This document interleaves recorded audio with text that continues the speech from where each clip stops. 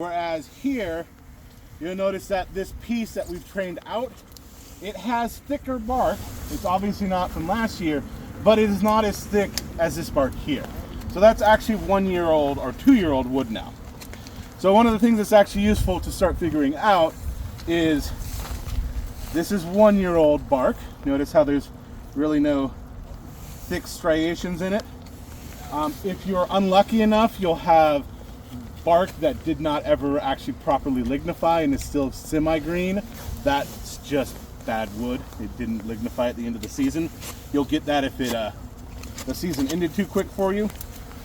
So you have this 1 year old wood.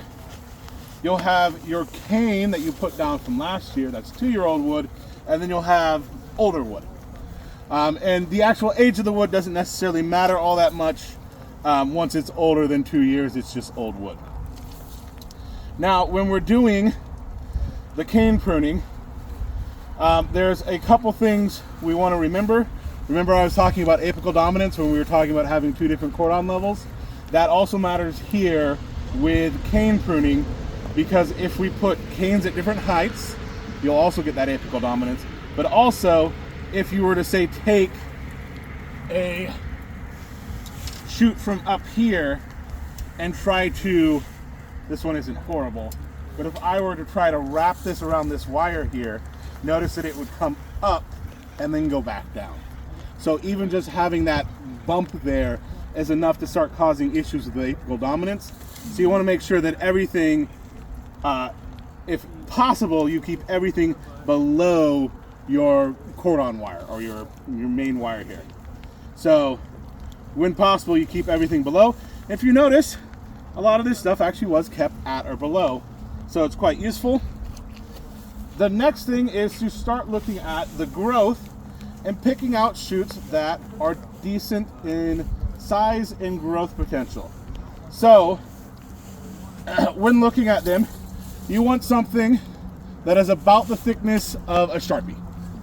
So those standard Sharpies you use on all of your tags and flags, that's about the thickness you want. If you notice, this is actually a good thickness. You don't want anything that's more down in the number 2 pencil range. Like if this was a nice long shoot, we would not want to try to pretend that that was useful.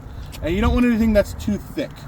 So when things start getting thumb size or those super giant Sharpie sizes, that's where you start running into problems. You'll also notice that as the shoots get really big, they'll start getting oval. So you want to make sure that shoots you lay down are pretty much a circle and not oval in shape.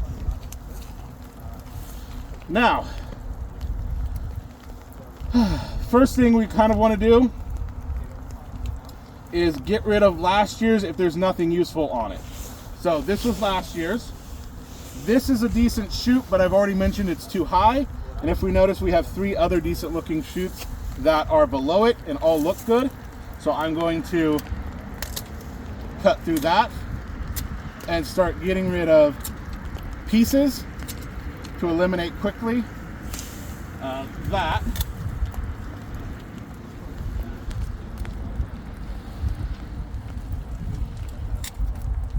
You can be as nice or as mean in pulling this stuff out as you want. Just remember, your face is where every piece you rip out is going to go. It's going to be a nice big foldy thing. Now on this side, I'm not actually going to take this one all the way back here. This first shoot here is pretty decent. It's a little high, but not horrible. So I'm actually going to leave that first shoot there, and I may cut it off later, but I want to at least leave it there as a possibility. So I know Chris mentioned this. Don't cut something now that you might want later, because once it's on the ground, not coming back. So now if we notice, we've got 3 shoots going this way and 3 shoots going the other way. So now it starts becoming a game of what is a good shoot and what is a good renewal position. So in general, I'm going to want to leave the lowest spot on each side as my renewal position, because again, every year I want to keep below this wire. So I want to leave a 2-bud spur to regrow a couple new canes for next year to choose from. So I actually like these two lower ones here. They're both on the same side, but they'll have to deal with that later.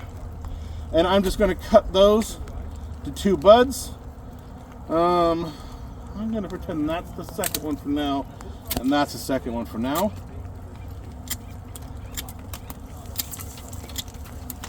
Now, I haven't mentioned all the pieces that make a good shoot a good shoot. Somebody needs to compact this dirt other than me. So people always complain about, you know, the soil got too compacted, which is bad, but man, I am sinking out here. So I mentioned the thickness. You also want to make sure they're round. The other thing is you want your internode length, or your distance between your buds, to be about 3 inches. So you should actually have something that you take out in the vineyard, whether it's your pruning shears or you just happen to have a good sized hand, that you can measure a 6-inch gap. So it just happens that this is 4 inches and this is 6 inches. You don't happen to have a hand that is perfectly fitted for this.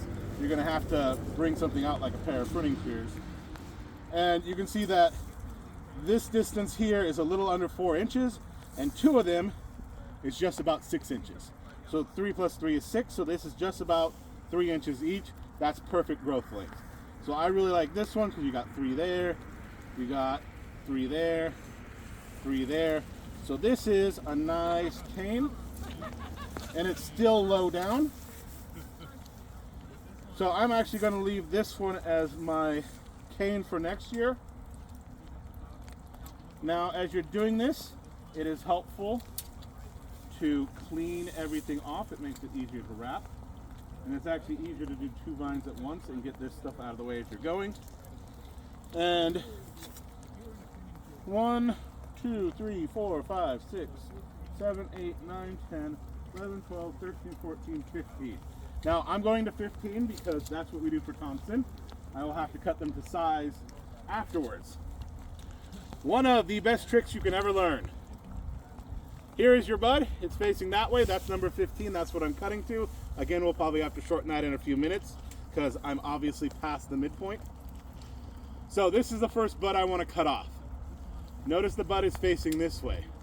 If I were to just cut here in the middle, the plant knows that there's no more buds, so it will just kill this off and this whole thing will die. And if you tie right here, that tie will be released. If you, on the other hand, cut through this node such that you're just taking the bud off and leaving the rest of that node, the plant now thinks that there's still a growth point there and will keep this alive most of the season, or into the beginning of the season, and you can now tie anywhere in here and that won't go away, and you'll have a nice strong tie point.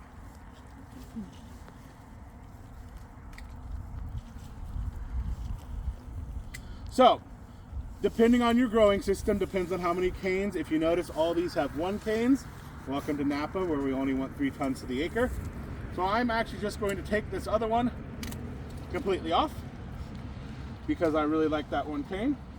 And now switch to the other side. But you could